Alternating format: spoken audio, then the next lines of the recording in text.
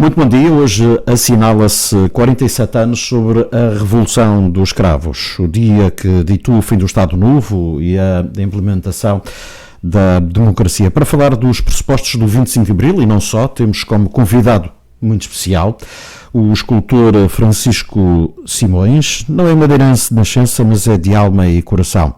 Antes do 25 de Abril, mais precisamente em 1969, vai para a região dar aulas. Já vamos falar disso. Depois o regresso à Almada, onde foi autarca.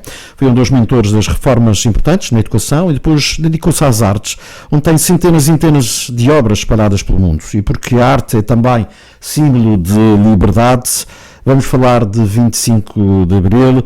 Agradecemos, antes de mais, ao escultor Francisco Simões por estar connosco. Há quem não saiba, mas Francisco Simões também andou no mundo da rádio, ao lado de grandes nomes, um deles, precisamente, este. Faltam 5 minutos para as 23 horas, o Paulo de Carvalho com o Eurofestival 74 e depois o Deus.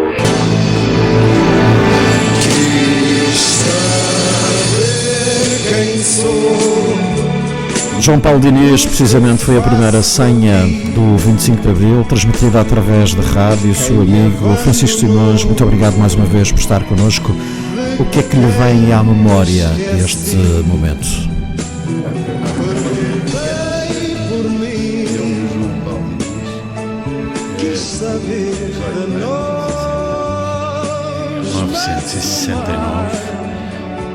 Quando começámos a trabalhar juntos nos emissores associados de Lisboa. Éramos ambos estudantes, nesse tempo a vida era difícil, nós províamos de famílias pobres e, portanto, com necessidade de trabalhar para poder estudar. O João Paulo Diniz era um moço com alguma ingenuidade, do ponto de vista social, digamos assim, mas tinha uma intuição rara, extraordinária para a comunicação, para a locução, para a rádio, e veio a transformar-se, como se sabe, num dos grandes comunicadores, num dos grandes locutores portugueses, tendo passado inclusivamente pela BBC durante 1 ou 2 anos, não me recordo. O que me vem desse tempo foi logo a consciência da maldade que esse tempo acarretava através de uma coisa tenebrosa chamada censura. De repente nós gostávamos tanto de uma música, mas essa música não podia ser porque o censor mandava a emissão abaixo. Era o lápis azul. Não, mas com uma possibilidade. Você está, como nós agora, em direto, a apresentar um programa e de repente aconteceu ali qualquer coisa e eles desligam-lhe a antena e você fica no escuro, fica no vazio, sem som, e as pessoas deixavam de ouvir. Todos nós vivíamos com essa espada sobre a cabeça, esse medo da censura, e todos nós nos autocensurávamos para não termos problemas. Portanto, isto começa logo por ser uma nota do que era viver antes do 25 de Abril, e neste caso o que era viver antes do 25 de Abril. Lembra-se na rádio, não é? Lembra-se dessa noite, desse dia? Não, eu quando se deu o 25 de Abril já estava na Madeira. Eu vim para a Madeira em 1969. E nós aqui na Madeira não sabíamos do 25 de Abril. Até aconteceu uma coisa muito engraçada, ainda relacionada com a rádio e com esta área. No dia 24 de Abril, precisamente 24 de Abril de 1974, eu era diretor da escola da Ribeira Brava. E os meninos da escola da Ribeira Brava tinham uma horta, isso já é conhecido, onde plantavam morangos, cenouras, tomates, alface, etc., para a sua subsistência. Havia dificuldades, havia fome. Antes do 25 de Abril havia subalimentação. E esta escola foi uma escola que tentou responder a esse problema gravíssimo. Com o estômago vazio, as cabeças não trabalham. Claro. E eu, como diretor da escola, andava à procura de soluções e encontrei algumas. Já vamos falar, obviamente, destas... Mas o engraçado foi que andavam os meninos na horta a apanhar morangos e num terreno ao lado, separado por um muro, estavam uns senhores com umas câmaras a filmar. Ora, os miúdos não sabiam bem o que eram as câmaras naquele tempo, que raio de coisa era aquela que eles teriam na mão. E eu aproximei-me. E quando me aproximei, quem é que encontro? Encontro uma equipa ligada a um grande homem da rádio, que era o João Martins, que fazia o ensaio e o impacto. O impacto era radiofónico e o ensaio era televisivo. E ele procurava coisas inéditas e que fossem, de certo modo, interessantes.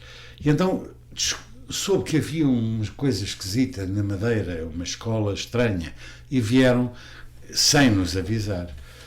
Quando me aproximei, vi quem eram as pessoas e que eu tinha alguma relação com elas, dos meus tempos da rádio. Lá eles filmaram e entrevistaram as pessoas. E de repente ficámos sem comunicação. No dia seguinte, íamos estar juntos, ficámos sem comunicações com Lisboa. Portanto, onde é que eu estava no 25 de Abril e como é que foi? Bom, eu estava aqui na Madeira e, como todos os madeirenses, a rádio deixou de comunicar, os telefones não funcionavam e nós não tínhamos notícias do que se estava a passar no continente. Salvo erro, foi no dia 28 de Abril, o aeroporto estava fechado, salvo erro, foi no dia 28 de Abril que abriu e vieram os primeiros jornais, ou seja, os jornais daqueles dias todos, e ali ao pé do Apolo juntou-se toda a gente sofregamente para arranjarmos os jornais, para saber o que se passava. Entretanto, eu com os meus amigos João Martins e os outros companheiros da rádio e da televisão, conseguimos, através da BBC, ter alguma informação que havia uma revolução. Agora, que revolução era, é que nós não sabíamos. Não havia qualquer sinal. Não tínhamos ideia que era a maravilhosa Revolução dos Escravos, uma revolução pacífica, a mais bela revolução que Portugal fez, sem violência, sem sangue. Sem sangue. O único vermelho que existia era o vermelho da esperança do nosso coração, de uma vida melhor. Era o vermelho dos cravos e foi assim no 25 de Abril, não sabíamos, mas no dia 28 de Abril tivemos todos assim aqui na Madeira uma grande alegria e comemorámos o 1º de Maio logo a seguir de forma efusiva, unitária, etc. É este o balanço que eu lhe faço do dia 25 de Abril. E, como disse, foi o diretor da Escola da Ribeira Brava, esteve também na Calheta, de qualquer forma, foi essa experiência que o levou depois ao Ministério da Educação, levando muito daquilo que foi aplicado, digamos assim, na escola. Mas disso falaremos daqui a pouco. A verdade é que ainda é um pouco ligado, digamos, a esta história do 25 de Abril, e já depois de ter saído, sai da Madeira em 75. No final de 75. Portanto, um ano depois do 25 de Abril, mas tem uma história curiosa, que num regresso aqui à região, para tratar de um assunto, salvo erro, do Ministério, ligado à FAOJ, salvo erro, é sequestrado ou detido por quem e com que objetivo? Olha, eu acho que foi assim um perfeito disparate. Eu não sei bem quem, ou seja, eu não quis saber quem. Ainda hoje não tenho, sou uma pessoa que não guardo ressentimentos,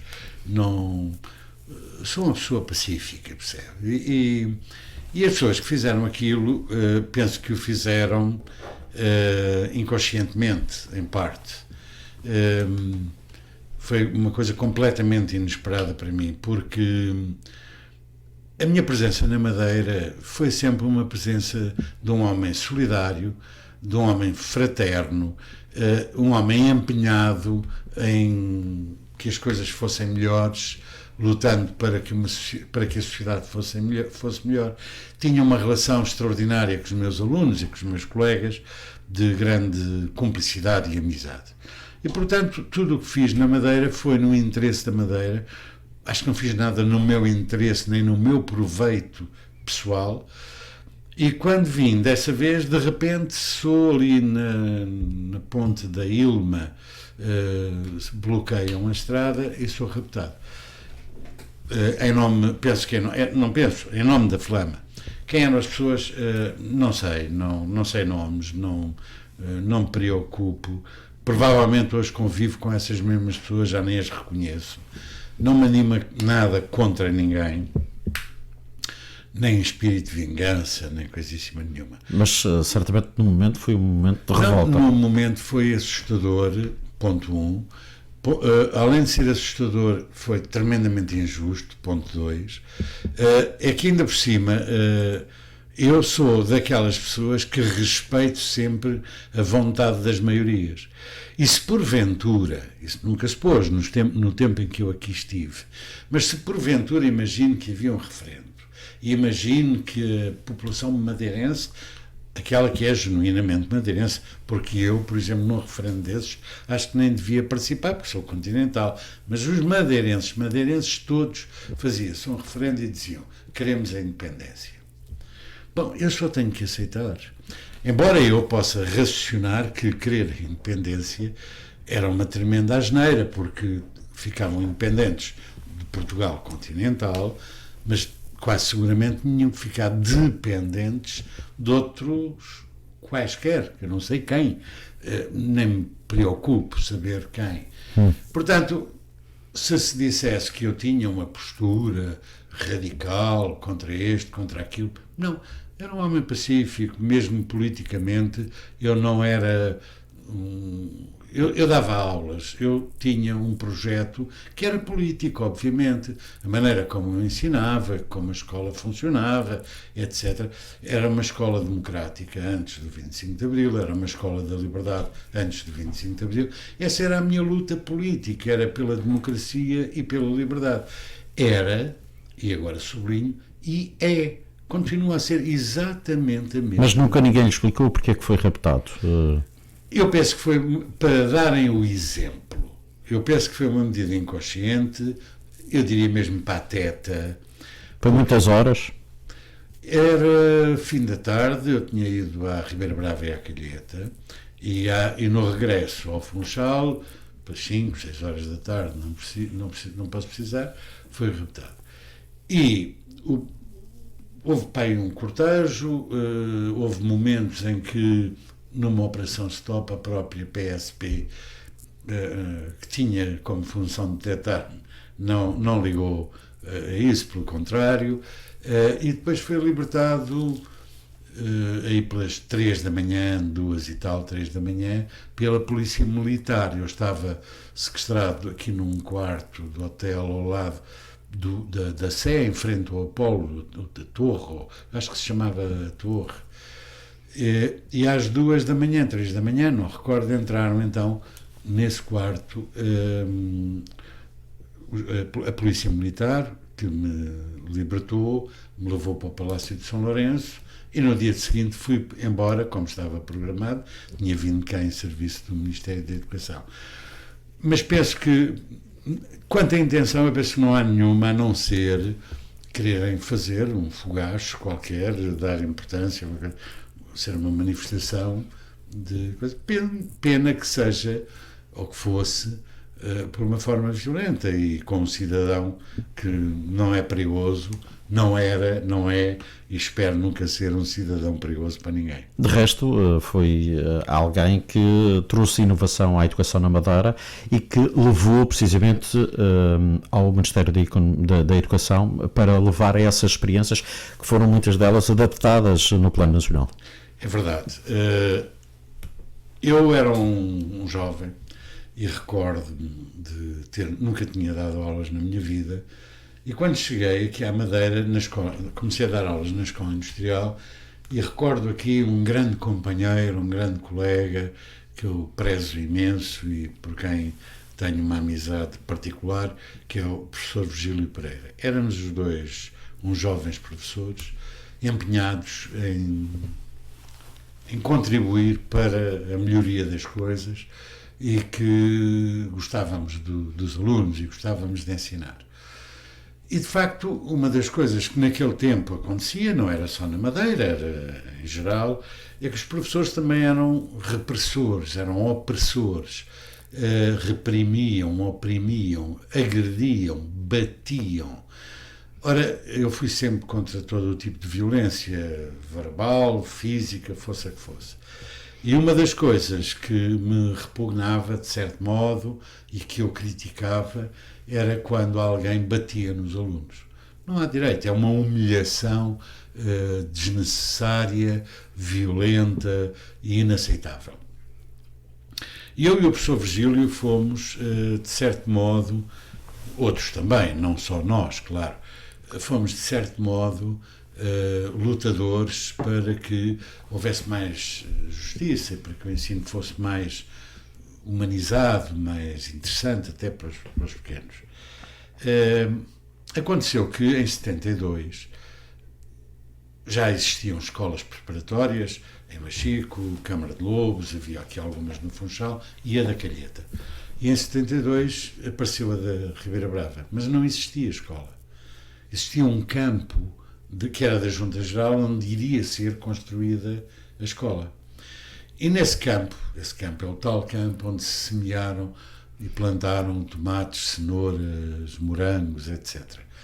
E não havendo escola, pôs-se-me uma questão, e fui nomeado diretor, e punha-se uma questão, ou esperava que construíssem a escola e os pequenos iam para casa esperar, e o ano letivo ficava comprometido, porque eram 4, 5, 6 meses para construir a escola, ou eu não precisava de escola para ter escola. E assim foi, com o acordo dos pais, e por votação, houve uma proposta que foi feita no cinema da Ribeira Brava aos pais dos alunos, dizendo: quem concorda que a escola comece mesmo sem escola, eu posso dar aulas na esplanada do Renato, na Ribeira Brava, nos muros da Ribeira, no adro da igreja, na Câmara, no centro de saúde, etc. Quem concorda, ou no mercado, quem concorda, levanta o braço. Outra hipótese é os meninos vão para casa e esperam. É evidente que a proposta de começar as aulas venceu, penso que por unanimidade, não sei, mas esmagadora. E assim foi que começou a escola. Ora, criar uma escola nestas condições obrigava a grandes ginásticas e ainda por cima para alguém que não era experiente. E lá fui inventando coisas. E não havia dinheiro para comprar papel e para comprar tintas e materiais e livros. Portanto, os livros eram da minha biblioteca. E até inventámos uma história engraçada em torno do Fernão Capelo Gaivota, um livro que ainda não havia em português e que eu traduzia à minha maneira e que nos serviu um pouco de guia. Mas como não havia dinheiro, era preciso inventar o próprio desenho, o desenho que se dava então e naquele tempo, que era uma coisa um bocado já em desuso e completamente sem sentido. Já nessa altura, e aqui na Escola Industrial, eu tentava modificar. E havia um inspetor de desenho que concordava com as ideias e que me ia dando alguma proteção, digamos assim. E eu lá ia fazendo experiências e ele ia também dando dicas e eu ia aplicando algumas dicas que ele dava. Era um homem empenhado, era um homem muito conhecedor e mais experiente. E então começou a nascer aqui uma coisa que se chamou educação visual, em vez de desenho. O desenho antigamente era: faça uma jarra, tem a folha do papel, depois dobra a folha do papel ao meio para ela ficar simétrica. Isso não é desenho, isso não é nada. A educação visual era ensinar a ver, e ver com o corpo todo, com os sentidos todos. E é aí, e depois criou-se uma gramática própria da educação visual. Começámos a falar do ponto, da linha, da textura, da luz, da sombra, etc. E começou a nascer uma nova disciplina. Ainda antes do 25 de Abril, esse inspetor estava empolgado com os resultados que se estavam a obter, e é ele próprio quem tenta, ainda antes de 25 de Abril, e consegue já mudar a educação visual, o desenho para a educação visual. Os trabalhos manuais, nós não tínhamos oficinas e, portanto, ninguém ia comprar aqueles cartões e aquele papel de lustre e aquelas colas, aquelas coisas para fazer caixinhas e álbumzinhos e coisas que não tinham utilidade nenhuma. Os trabalhos manuais foi construir as carteiras, os quadros pretos, as capoeiras para as galinhas, para os coelhos, e tratar da horta, saber mudar o vidro de uma janela, saber arranjar uma fechadura. E então isto chamava-se atividades úteis, em vez de trabalhos manuais. A história, igualmente, quer dizer, nós começámos a estudar a história como? A partir de uma parte lateral na montanha da Ribeira Brava, é um vale, não é? Nós subíamos lá acima e fazíamos a planta da Ribeira Brava e íamos descobrindo as casas, a escola, a câmara, isto, aquilo, o mercado, a lota. E então descobrimos a casa do Visconde da Ribeira Brava. Alto, história, orelhas no ar, casa do Visconde de Ribeira Brava. Quem é o Visconde de Ribeira Brava? Olha, é um Visconde republicano. Olha, foi assassinado na Rua Augusta, na Baixa de Lisboa, na Leva da Morte. E começa, a história começa a partir de uma realidade e de um sítio para o todo. Ao contrário, a história era do todo para as partes. Nós começávamos por exemplos e por coisas e íamos até ao todo. Mas isto estava sempre ligado também à sociedade e às coisas da vida. E então a história nós passávamos a designar por estudos sociais. Uhum. E lá íamos trabalhando assim. Claro. Começámos também a ser olhados de lado. Naquele tempo a Madeira é pequena, o que é que aqueles tipos andam a fazer? A pintar ali umas paredes, andam sempre pela rua. Não havia campainha para tocar para a entrada, nem para a saída, etc. Até que se deu o 25 de Abril e lá estavam aqueles meus amigos e pensei eu que a Ribeira Brava teria encontrado o país certo, a escola tinha encontrado o país certo. Enganei-me. Ainda durante um tempo assim foi, mas com a minha ida aquilo mudou tudo, deixou de haver animais, tínhamos trutas, tínhamos abelhas, tínhamos coelhos e galinhas e tínhamos até uma vaca. Uhum. Tudo isto era produto da escola. Acabou isso tudo. Os pequenos deixaram de andar na rua, passaram a estar dentro de salas de aula e passou a tocar a campainha para a entrada para a saída. E deixou de haver sumos de morango à meia da manhã para se dar aos alunos. Enfim, houve uma mudança. E eu vou para Lisboa. E em Lisboa sou, logo a seguir, no ano seguinte, eleito para a Câmara de Almada, fui vice-presidente da Câmara de Almada, vereador da Cultura, presidente dos Serviços Municipalizados de Água e Saneamento, até que em 81, nas segundas eleições livres, estas foram as primeiras, em 81 eu já não continuei mais ligado ao ensino e, curiosamente, as pessoas podem agora ficar, quem me convida para assessor é o engenheiro Roberto Carneiro, de facto um grande ministro. Um homem com uma grande visão do ensino, um homem muito culto, um homem muito sabedor, e com o engenheiro Roberto Carneiro começa-se no Ministério com uma coisa nova, que é a cultura começa na escola. Uhum. Perdeu-se já, infelizmente. E outra era a humanização e valorização estética dos espaços educativos.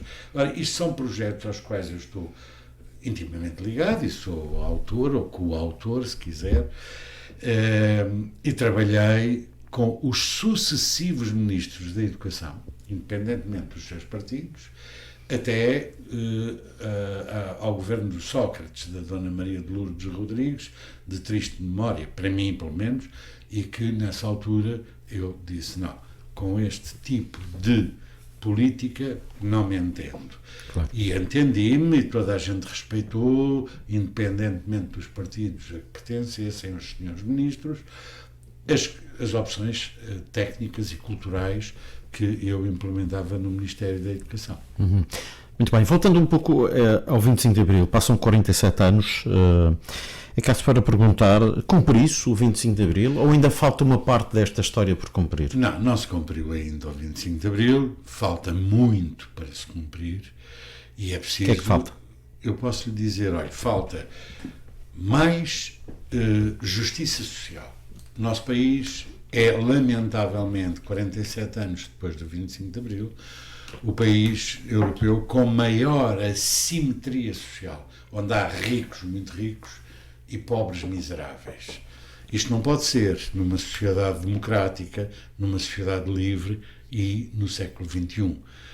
É preciso que os governos, aqueles que nós elegemos, quando chegam ao poder, não esqueçam as promessas de grandes flores, de grandes sonhos que fazem ao povo para lhes subtrair o voto. Não. É preciso que se cumpra aquilo que se promete. Publicidade enganosa faz-se muita. E é grave porque ninguém julga essa publicidade enganosa. Você prometeu-me isto e eu dei-lhe o voto, mas você não cumpriu. Eu tenho desemprego, cada vez há mais. Eu tenho maus salários, cada vez há mais. Sabe, a ganância, o capital e alguns partidos que chegam ao poder e os que têm estado no poder são cúmplices com a ganância do lucro do capital. Ou seja, o capital é insaciável, o capital não tem alma, o capital tem só uma máquina de contabilística a dizer mais dinheiro para mim, mais dinheiro para mim. Os outros, que se lixem. Ora não, isto não é 25 de Abril. É evidente que o capital tem que ter os seus lucros. É evidente que o capital tem que ganhar dinheiro, mas é evidente que tem que distribuir, tem que procurar que a sociedade seja mais justa, tem que procurar que haja um equilíbrio e que não se veja a miséria que se vê. Falta o que mais? Bom, falta na cultura, falta na educação, isso faltará sempre. Quem é ambicioso culturalmente e cientificamente e pela sabedoria, nunca está contente. E é bom que não esteja. E quem tem responsabilidades, é bom que seja muito ambicioso para poder dar ao povo, aos alunos, às pessoas, esta vertente. Porque só com cultura é que um povo é verdadeiramente livre. E enquanto não houver essa cultura, enquanto continuar a haver gente pouco letrada, gente pouco culta, gente que a sociedade, e aqui eu digo as televisões, a imprensa, etc., tem estupidificado. Eu não tenho nada contra o desporto, até gosto de ver o meu Belenenses, ainda ontem empatou com o líder, com o Sporting. Portanto, como vê, eu gosto do desporto. Tenho muita pena que o meu Marítimo e o meu Nacional estejam tão aflitos. Era bom que não tivessem. Tenho um grande orgulho e choro às vezes, comovo-me, quando vejo jogadas de artista genial do nosso Ronaldo, que é de facto um fenómeno. Gosto do desporto. Mas espera, não gosto da alienação desportiva. E isto que se vê nas televisões de terça a terça ou de segunda a segunda é alienação.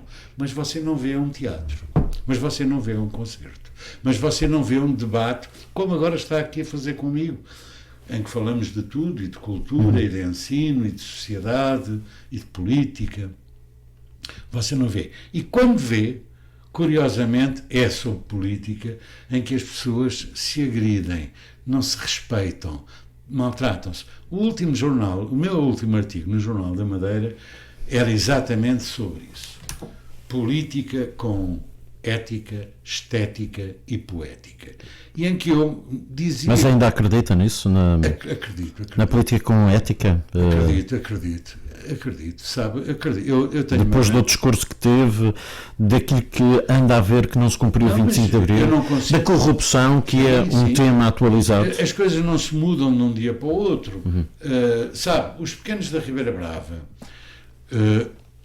ainda muitos deles estão hoje como professores, como isso, sabe, você podia me dizer assim naquele tempo, você acredita que os filhos destes camponeses, estes pequenos que têm fome, vêm a ser doutores, vêm algum dia chegar-se... Bom, eu acreditei, e a prova é que tenho pelo menos 4 professores da Escola da Ribeira Brava licenciados. A prova é que tenho vários alunos que são engenheiros e que são médicos, mas naquele tempo se calhar faziam uma mesma pergunta: você acredita? Eu acredito. Mas eu acreditei mais. Acreditei que aqueles pequenos, hoje pessoas respeitáveis, seriam bons democratas e seriam amantes da liberdade. E são. E são. E, portanto, como vê, não há razões para não acreditar. Estávamos a falar daquilo que falta ainda do 25 de Abril. E a corrupção está... Falta a justiça, sobretudo, porque, vamos ver, formou-se uma espécie... Nós não somos parvos, o povo não é parvo. Formou-se uma espécie de lobby, de um chamado centrão, onde se produziram algumas leis em nome dos direitos do povo e dos cidadãos. Essas leis foram feitas para defender os seus direitos a poderem corromper e corromper-se. Portanto, você, para prender um indivíduo desses, precisa de o apanhar em flagrante. Mas mesmo assim, os advogados e a justiça está feito de uma maneira... Não foi isso que aconteceu a Sócrates. Não foi, infelizmente. Como é que vê, de facto... Não, eu acho que ainda não chegou, o processo não chegou ao fim, e penso que a legislação terá de ser vista, e mais ainda, como se vê, há um partido, o PCP, a pugnar há anos e anos pelo combate ao enriquecimento ilícito, e o Centrão, PS e o PSD, votam contra. E depois votam contra e dizem, porque a Constituição, porque... Bom, não, são desculpas de mau pagador. Mas eu acredito que um dia a justiça muda. Eu acredito que, além da justiça, há uma coisa mais importante. Acredito que as mentalidades mudarão. É com base nestes erros horrorosos, nestes crimes, que se calhar uma nova geração aprende que não é justo ser criminoso, ser corrupto, e que se calhar vale a pena ser-se honesto, ser-se uma pessoa de bem. Eu acredito. Você diz, mas você acredita na utopia? Sabe, eu sem utopia a vida não tinha valor. A utopia é um sonho maravilhoso que eu nunca vou querer perder. E toda a minha vida foi construída em cima de uma utopia, de um ideal, de uma sociedade mais justa, mais fraterna, mais igual, com gente mais culta, mais inteligente, etc. Agora, falta a justiça. E será que um conjunto destas coisas que estão a faltar, não será por aí que está a fazer crescer algo na Europa e em Portugal que é a extrema-direita? Eles não trabalham por acaso. As coisas não acontecem por acaso. Há um poder que não tem cara. Eu falei já do capital e se calhar esse poder que não tem cara não é só o Salgado do BES, nem é só o Madoff do Lehman Brothers. Há muitos Salgados e muitos Madoffs, mas se calhar ainda há, acima do Salgado e do Lehman Brothers, do Madoff, mais alguém cuja cara nós não conhecemos. E estas coisas constroem-se. Repare, há uns anos atrás, de repente e de um dia para o outro, começou-se a falar em globalização. Deve-se lembrar. O meu camarada José Saramago veio insurgir-se contra a globalização e alertou que a globalização não trazia nada de bem, nem de bom. Toda a gente ofendeu o Saramago. Bom, a verdade é que hoje nós já vimos que a globalização, para lá de nos pôr todos em contacto, tinha uma intenção. Foi de nos comer a todos. Foi de nos manipular a todos. E quando apareceu, ninguém sabe quem é que inventou a globalização, mas alguém a inventou, alguém a implementou. E todos nós, de uma maneira ou de outra, mais ou menos contribuímos. Você, na imprensa, acabou por fazer coisas determinadas pela globalização, nas rádios, nas televisões, nos jornais, nos empregos, nos hospitais, nas escolas, porque a globalização tem um fim. O fim especulativo e é desumana.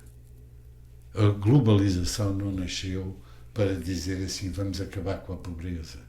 A globalização não nasceu para dizer vamos acabar com a incultura, com a estupidez. A globalização nem nasceu para dizer vamos ter uma sociedade mais saudável fisicamente.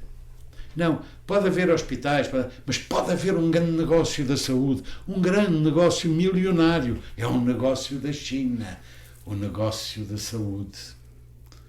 Alguém paga, pagamos todos, porque depois somos privados. É tão bom ser privado, mas depois vem ao Estado para pagar. E nós somos privados, porque os privados é que são bons, eu não tenho nada contra, mas então somos privados, mas é o Estado que paga, então seja o Estado a assumir aquilo que é o controle da saúde, o direito à saúde, etc, etc. Portanto, o 25 de Abril tem estas vertentes todas para cumprir, mas vamos ser justos. Vamos ser justos. O 25 de Abril já nos deu uma coisa sagrada, maravilhosa, a liberdade. E a democracia é aquela que cada um de nós quiser construir. Ou sou mais democrata, ou sou menos democrata, ou exerço a democracia, ou sou déspota e exerço o meu autoritarismo. Bom, aos poucos as pessoas têm... Agora, há crítica social. Quer dizer, os corruptos que você referiu, bom, é preciso que a crítica social se faça sentir. É bom que não estejamos indiferentes, mas às vezes vem o jogo da bola e logo vamos debater e lá estamos indiferentes. Portanto, alerta. É preciso estar alerta. Muito bem. Assume-se como comunista, não escondeu. De resto, bem pelo contrário, mas existe uma ideia de que um comunista tem de ser uma espécie de ideal de igualdade absoluta do proletariado, mas quem olha para si não vê esses conceitos. Um burguês. Não necessariamente um burguês. Um burguês. Assumidamente um burguês. Olha, os comunistas não têm que ser todos iguais. Ponto 1.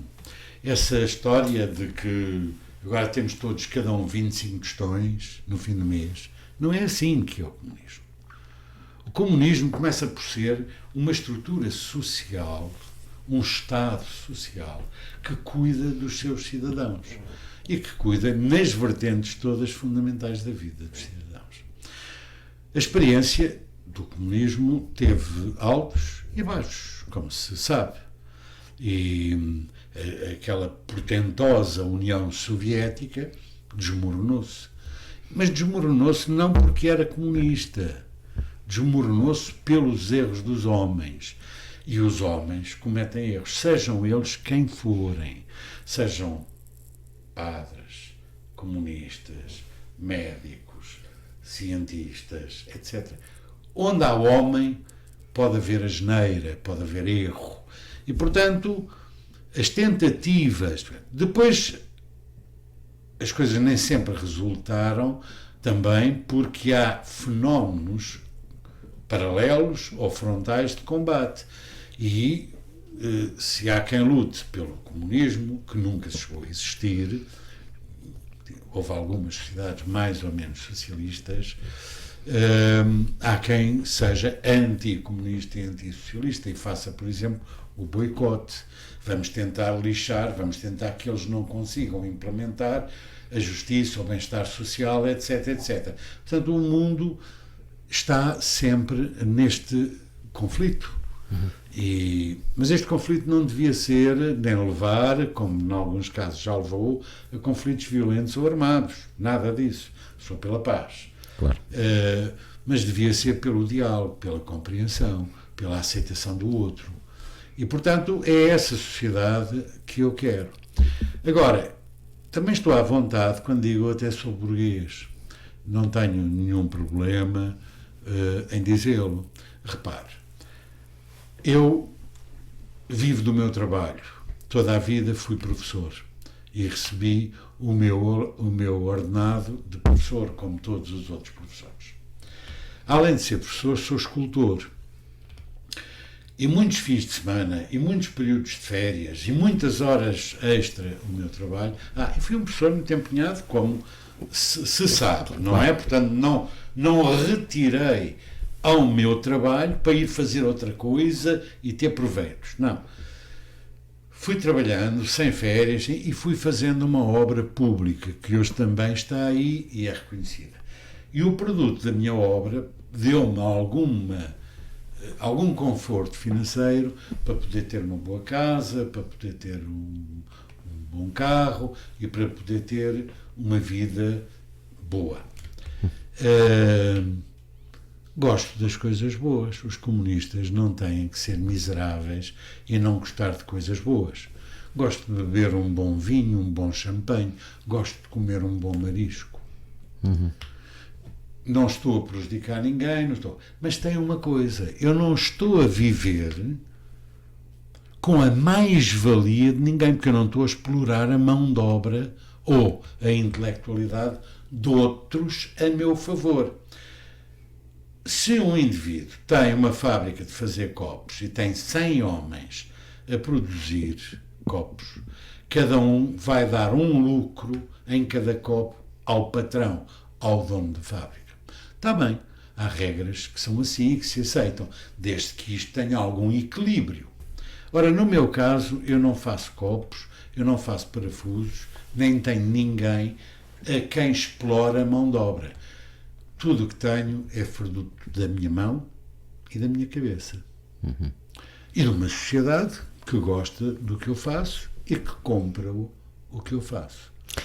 Olhando para o próprio Partido Comunista, se olharmos para os últimos tempos, nas legislativas de 2019, o PCP perdeu 5 deputados na Assembleia da República. Nas últimas autárquicas perdeu 9 câmaras, já não está representado na Assembleia dos Açores, tem apenas um deputado na Assembleia Regional da Madeira. Este é um Partido Comunista que se precisa recriar vamos ver. Ou o discurso já não passa? Não sei, eu penso que é assim. Diga-me uma coisa. O senhor costuma ver televisão? Óbvio que sim. E vê debates na televisão? E vê comentadores na televisão? De uma dezena e meia ou 2 dezenas de comentadores que vê regularmente na televisão, por acaso vê lá algum comunista? Mas os pequenos partidos, com menos expressão até do que o PCP, têm comentadores. Até aquela coisa que se chamava Livre, ou coisa assim do género, tem um comentador permanentemente, que eu não me lembro o nome, que é um colega seu, jornalista, que foi deputado europeu e que acho que é o chefe dessa organização política. O Bloco de Esquerda tem... Mas não será por culpa do próprio Partido Comunista não conseguir implementar-se na sociedade? Não é de culpa de quem não convida os comunistas para também debaterem e comentar. Eu não tinha nenhum problema se você tivesse aqui um debate com todas as forças. Eu não posso vir aqui dizer eu também quero. Mas se você disser ao professor Simões, o senhor também quer comentar a situação política, ou isto ou aquilo, com certeza. Por isso está aqui. Eu estou, não nessa qualidade, claro. É noutra qualidade. Quando for nessa qualidade, também me dirá, e eu perguntarei ao meu partido se sim ou não eu posso, porque eu não sou, nem tenho responsabilidades para vir aqui falar em nome do partido. Mas eu ouço na rádio, alguns comentadores, acho que é ao sábado ou ao domingo, vou no carro e ouço, até com debates interessantes sobre a vida na Madeira, mas por acaso não vejo lá nem o Edgar Silva, nem o Dr. Rui Nepomuceno, nem outras personalidades comunistas da ilha que possam também debater com os seus colegas, com os seus pares, as questões, os assuntos que interessam a todos. Portanto, se esta é uma realidade e que o meu amigo reconhece, tem que perceber que a nossa mensagem está calada, a nossa mensagem está silenciada, não se dá palavra aos comunistas.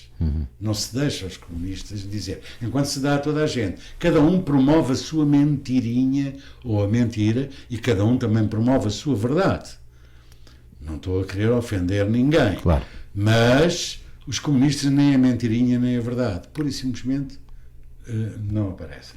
E se as televisões privadas são privadas e têm o direito de convidar quem querem, a televisão pública devia ter uma certa decência na repartição dos tempos de antena, não é? A autonomia regional, no âmbito deste 25 de Abril, continua, de facto, numa guerra de contencioso com o continente. Muitas vezes se acusa haver falta de solidariedade. Como é que se sente, uma vez que vive as duas realidades, digamos assim? Olha, devo confessar que sou pouco conhecedor do fenómeno autonómico. Se me perguntar se eu sou a favor de uma autonomia forte e grande, sou. Como sou a favor da descentralização lá no continente. Como sou a favor do poder das autarquias locais. Acho que as autarquias locais, aqui na Madeira, têm pouco poder. Neste momento, a Câmara do Funchal terá algum poder, porque se politicamente já não tem a mesma linha que o governo regional. Mas as câmaras, porque têm a mesma linha política do governo regional, depois têm pouco poder. Não há uma estrutura organizativa, não há um organograma de cada Câmara em que se diga, olha, o Pelour da Cultura tem atividades, tem dinheiro para desenvolver atividades, olha, a parte do urbanismo ou da saúde, etc. Não, as juntas são uma espécie de continuidade daquilo que, a meu ver, é a leitura pessoal, daquilo que o governo regional entende e diz ao Presidente da Câmara, olha isto, olha assim, olha, aguenta, depois o governo faz. Não, há coisas que têm que ser as autarquias locais a fazer. Porquê? Porque as autarquias locais é que estão próximas da população. E o poder local é uma grande conquista de Abril, que aqui, por acaso, não tem essa dimensão. E porque não tem? Não sei. Não sei, por vontade política, com certeza. No continente tem. Mas eu sou a favor da autonomia, da mesma maneira que estou aqui a ser a favor da descentralização, ou seja, do poder local também com a autonomia. Não é só para aqui. Isso sou completamente a favor. Se está, os moldes em que está a correr, devo-lhe confessar, não estou tão ativo assim na política para conhecer os meandros, onde é que falha ou onde é que é bom. Mas se falha, tenho pena, porque eu reconheço que uma região como a Madeira merece uma ampla autonomia e ser dona dos seus destinos com os seus políticos, com os seus eleitores e decidirem um futuro de acordo com os seus anseios. O cargo de representante da República é visto por muitos como um cargo colonialista nos dias de hoje. Faz sentido haver um representante? Não faz sentido ser um cargo visto como colonialista. Isso não faz sentido. Eu penso que é simbólico, como a nossa bandeira é simbólica. Portanto, o representante do Sr. Presidente da República é um cargo simbólico, e é um cargo de confiança do Sr. Presidente da República, chefe de Estado e Presidente de todos os portugueses, que tem aqui um interlocutor da sua confiança, não é da sua confiança política, é um homem que ele reconhece, que o pode representar na região e pode dizer, olha, isto está a ir mal ou isto está a ir bem.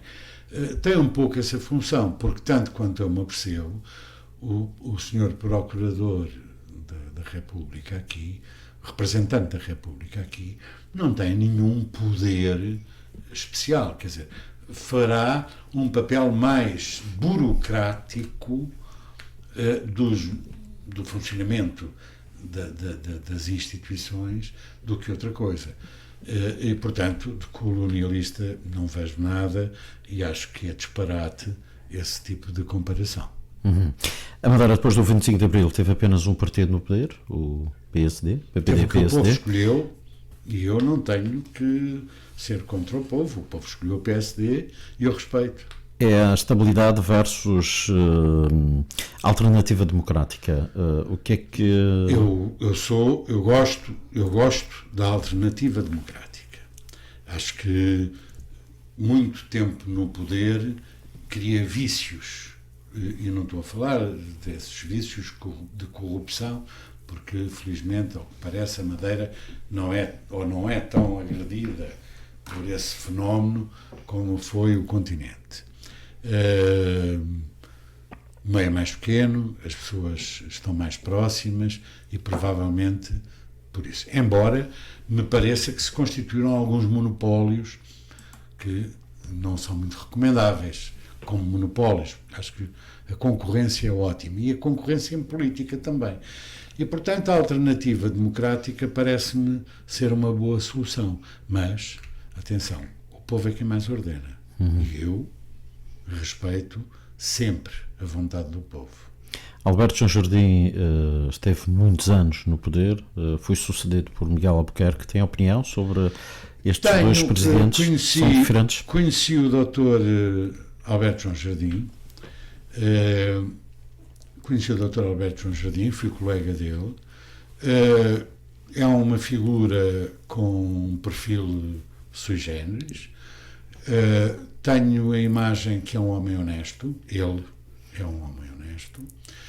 Tenho a imagem que foi um homem amante da sua terra e tenho a imagem que foi um homem lutador pela sua terra. E fez muitas coisas boas. E fez algumas asneiras, mas todos fazemos. Quem trabalha faz asneiras. Mas fez, realizou. A Madeira desenvolveu-se extraordinariamente durante esse período.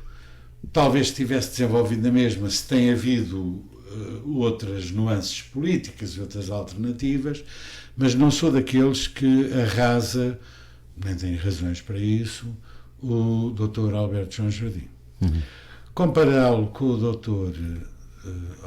Albuquerque, Miguel Albuquerque, eu não acho que são personalidades diferentes e penso que o Dr. Alberto João Jardim era uma pessoa muito mais empreendedora, muito mais realizadora, e penso que o Dr. Miguel Albuquerque é uma pessoa pouco realizadora ou menos realizadora e, portanto, não tem aquele ímpeto que o Sr. Dr. Alberto João Jardim tinha.